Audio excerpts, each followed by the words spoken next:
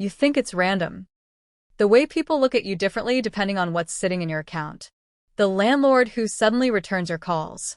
The doctor's office that stops putting you on hold. Your own family, who somehow remember your birthday better this year than last.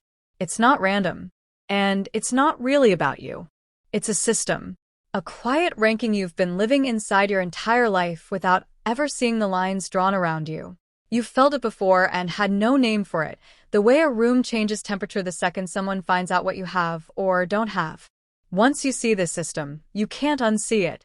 Because you're about to watch exactly what happens to a woman at every single level of it. From the moment she's $4 short, to the moment institutions start asking for her opinion before making decisions that affect thousands of people. Stay until the end, because level 4 is where everything flips, and by level 7 you'll understand why some people get chased and others get ignored, and it was never about being liked. It was never about being a good person, or a hard worker, or deserving. It was about a number and what that number tells other people to do. Before we dive deeper, let us know in the comments where you're watching from. We'd love to hear from you, and don't forget to hit that subscribe button so you never miss any of our upcoming videos. Level 1, negative.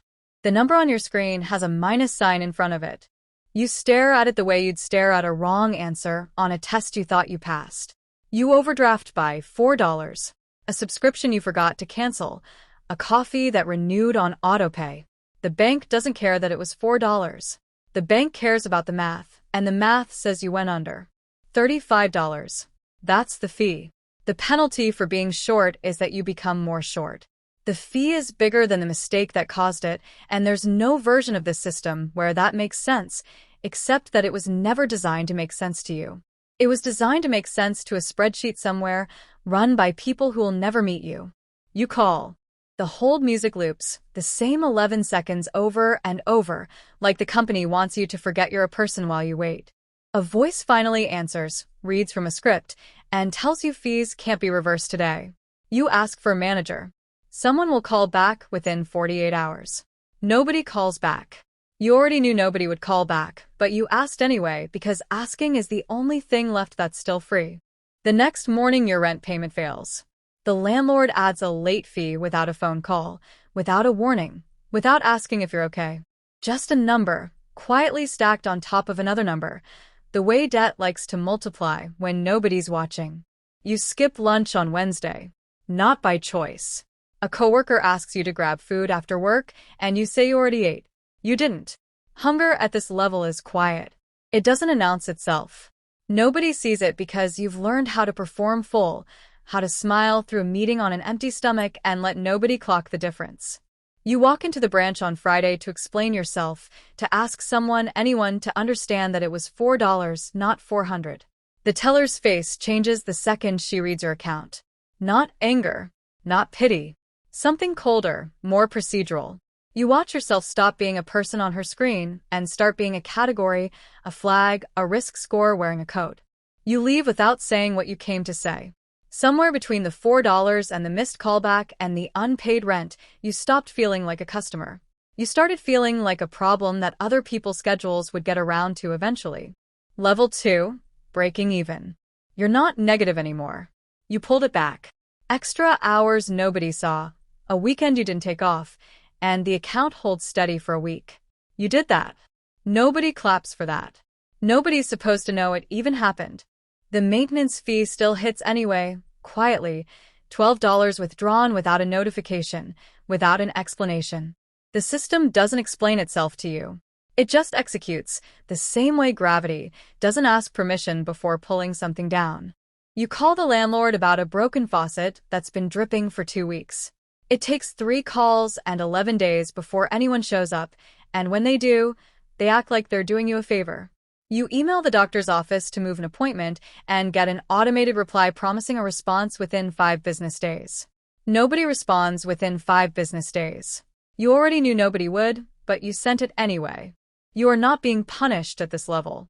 You are being ignored. And ignored is its own quiet kind of cruelty, the kind that doesn't leave a mark anyone else can see. You exist on their books. You just don't exist in their attention, and there's a difference between those two things that nobody warns you about until you're living inside it. Your tire blows on a Tuesday morning. You ride the bus 3 hours late, watching the city move past a window that isn't yours.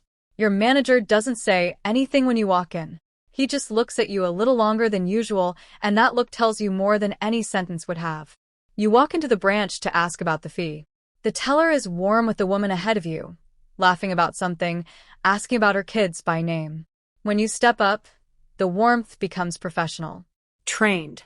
40 seconds, no follow-up question, no, have a nice day at the end of it. You weren't insulted. You weren't refused anything. You were just moved through, the way luggage moves through a scanner, processed, not seen. Level 3, stable. Something shifts. Not dramatically.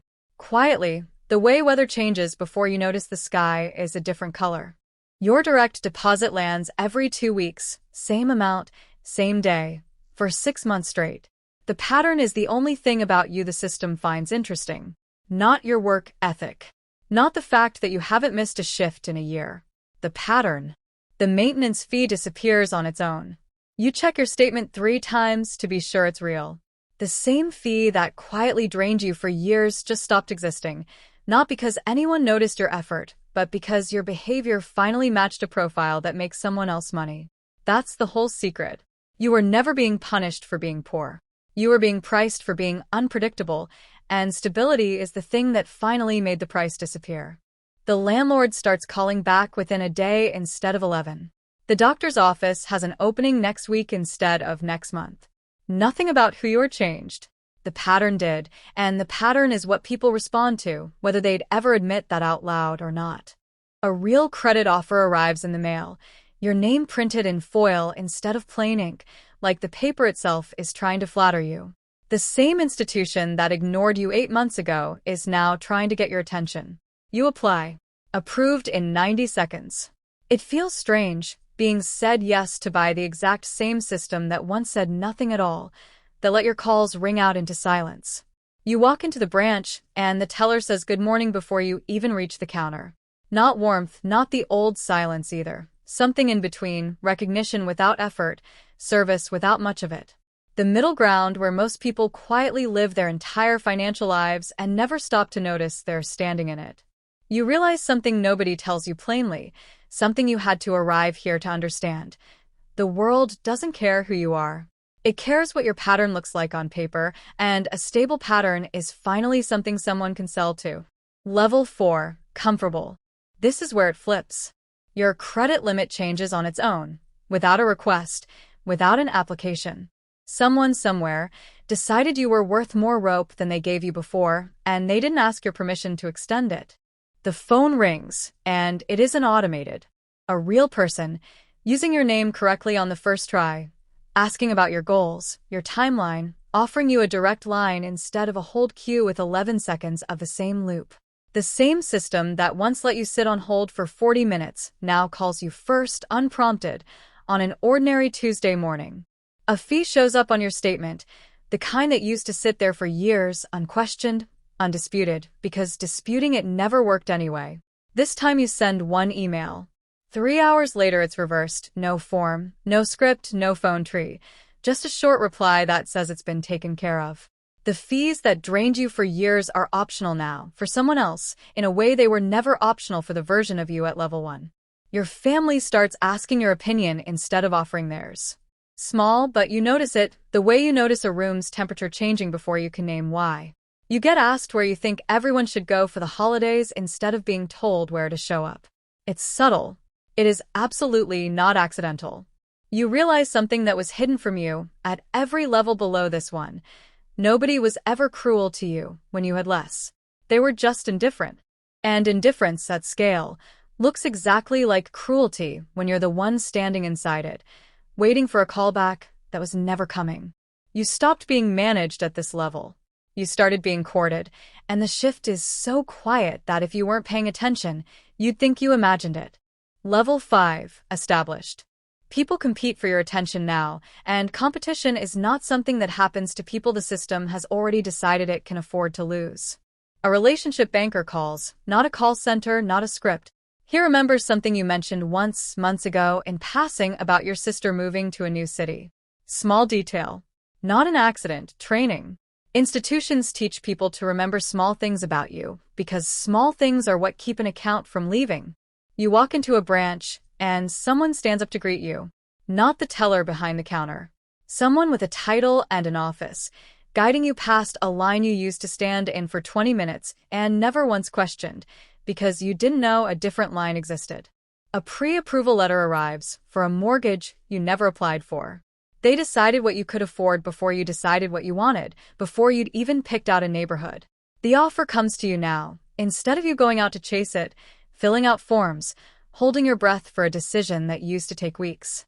A competitor calls, trying to win your business away with a better rate.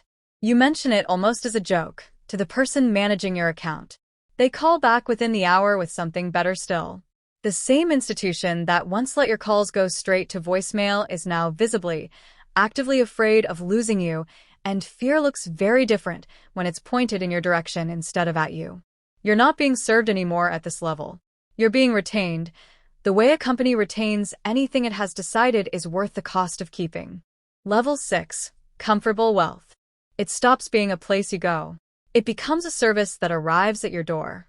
Someone drives out to meet you instead of the other way around.